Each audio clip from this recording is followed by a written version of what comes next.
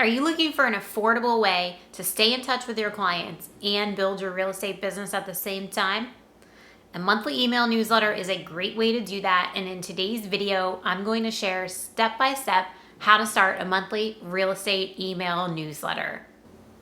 So as I mentioned in today's video, I'm going to be showing you step by step how to start a monthly real estate email newsletter.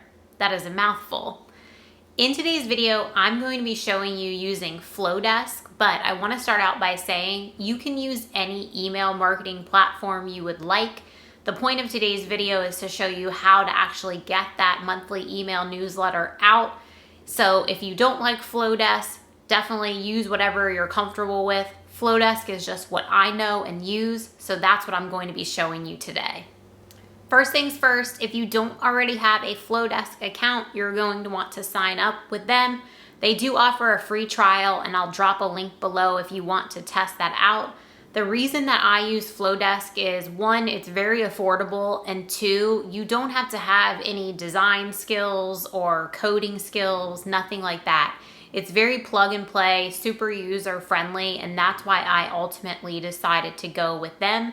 They also allow you to segment your database. So if you want to send one newsletter to certain people and another to other people in your database, it's very easy to do that.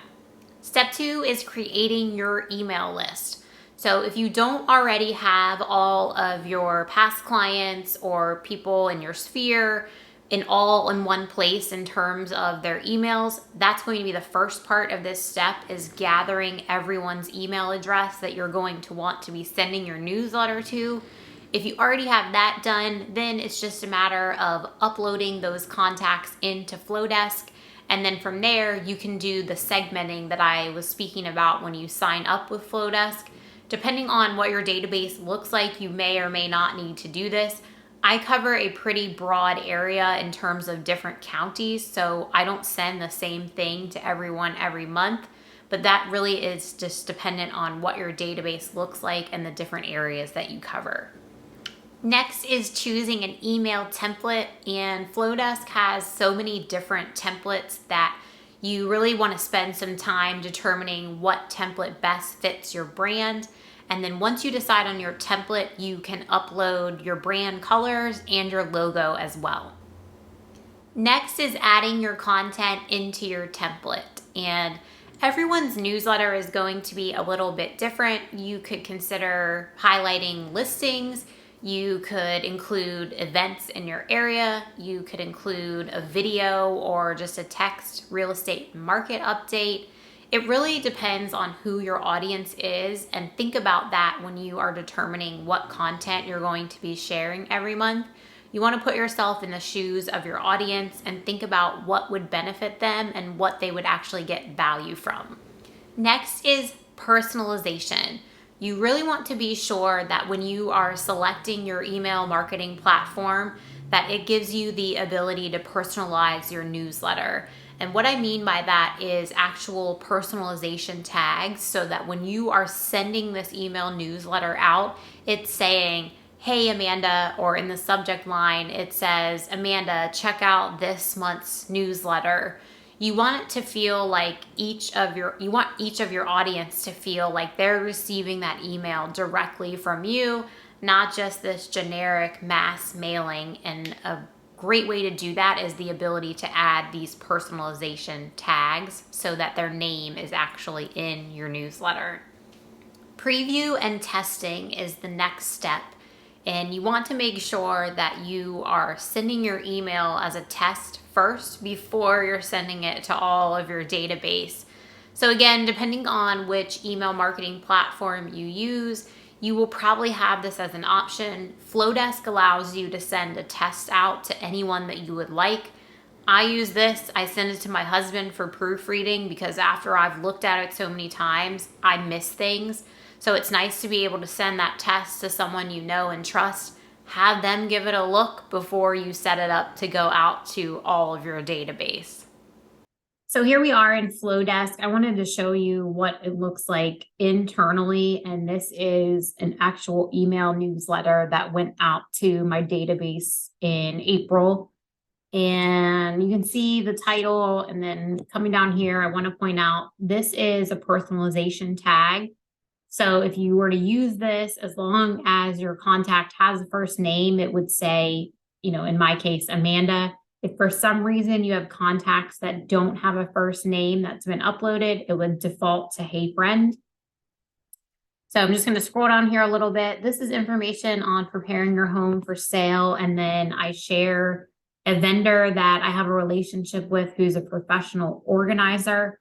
That was very strategic to share her contact information because this is not just about preparing your home for sale. It's also about wanting to provide that value. So we share that she can help organize your home, whether you're selling or not. And then we also included here at the bottom that letting them in on a little secret. These are all great ways to show their homes some love. It's not just about whether they're selling.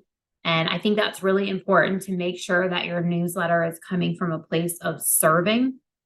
So then we come down here, and I had seen an article in Money Magazine that I wanted to reference about Alexandria, which is a city in Northern Virginia, being rated one of the top places to travel. Gives them a little insight. And I just shared that so many of us are planning vacations, but we forget about that right in our backyard are great places to go and see. We do a featured listing. Featured listings with my community really get a lot of engagement. This is a high click section, so we have kept it in. Again, look at your data and track what is and isn't connecting with your audience and adjust as needed.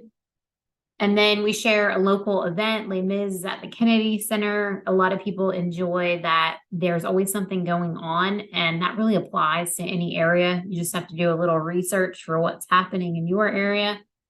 Close it out by sharing something a little personal. That really depends on your relationship with who this newsletter is going to. In my case, this is going to people that I know, like, and trust, and vice versa. So I'm very comfortable sharing some personal information with them as well. And then we always offer at the bottom to jump in and schedule a virtual coffee with me if they're interested in talking about real estate. This is a great offer to make, and we link it to Calendly so they can easily set it up and get on my calendar if they're interested in having a conversation about real estate. The last step is tracking your results after you've sent your newsletter out. And the reason you really want to pay attention to this data is it's going to give you the answers of what you should continue to include and what maybe needs to go by the wayside. Now, I wouldn't nix something if there was a certain portion of your newsletter that didn't get a lot of clicks the first time. I would consider reworking it and then including it in the following month so that you get recurring data. But if you're looking at, say, a quarter worth of the data and a certain segment just isn't getting good engagement, well, at that point, it might be time to decide to change it up and include something else so that you're always giving your audience what they want. Look at the data, see what they are really absorbing and enjoying, and then change it up for what they just aren't engaging with. An email real estate newsletter is a great way to spend less money while still growing your business.